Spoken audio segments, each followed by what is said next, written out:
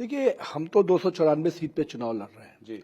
ठीक है। उनके आंकड़े किस प्रकार से वो कैलकुलेट करते हैं वो उनकी पार्टी की रणनीति होगी, लेकिन हम तो देख रहे हैं कि इस बार अगर हिंदू कॉन्सेंट्रेशन से ज्यादा पश्चिम बंगाल की जनता बांग्लादेशी घुसपैठ के विरोध में है।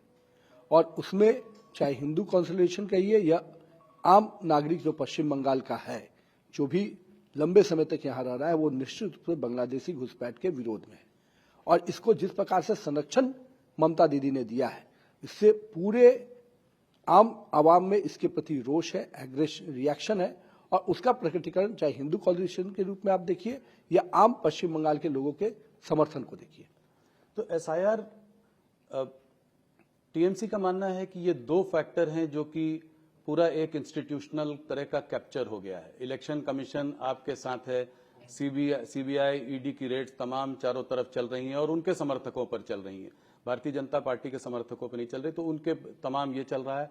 और एसआईआर के रहते 90 लाख से ज्यादा वोट कट चुके हैं, तो इसका बेनिफिट क्या आपको मिल रहा है एसआईआर का, जो 90 लाख वोट? पहले ये समझिए कि 90 लाख में से 30 लाख ऐसे लोग हैं जो थे ही नहीं, तो निश्चित रूप से क्या उन लोगों का फर्जी वोट देने का अधिकार दे दिया जाए? और बाकी जो 60 लाख जिसके डिमार्केशन हुए, बाकी चीजें हुई, 92 लाख टोटल जो है। सबसे महत्वपूर्ण बात यह है कि दीदी के ही प्रशासन के डीएम एसडीओ है ना जी।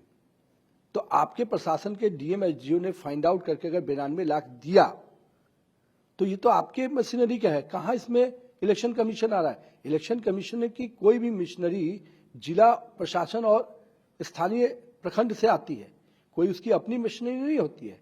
अब उस मशीनरी ने ही 92 लाख डिलीशन के लिए अगर आगे प्रस्ताव बढ़ाया तो इसमें दीदी को बेचैन क्यों होना चाहिए?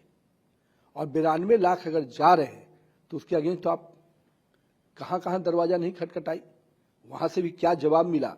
आप क्यों वैसे लोगों की चिंता कर रही थी जो यहां है ही नहीं? क्या मंशा थी आपकी? तो आप क्या कहना चाह रहे हैं कि जो लोग यहाँ थे ही नहीं, जो इसमें आए हैं, उनका वोट ये लोग फर्जी डाल रहे थे? अरे कह नहीं रही, यही तो बात है। यही चीज की वकालत कर रही है दीदी, जो लोग है नहीं उनके वोट की वकालत।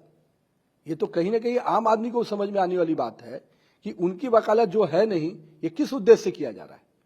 मंशा स्पष्ट नजर आ रही है।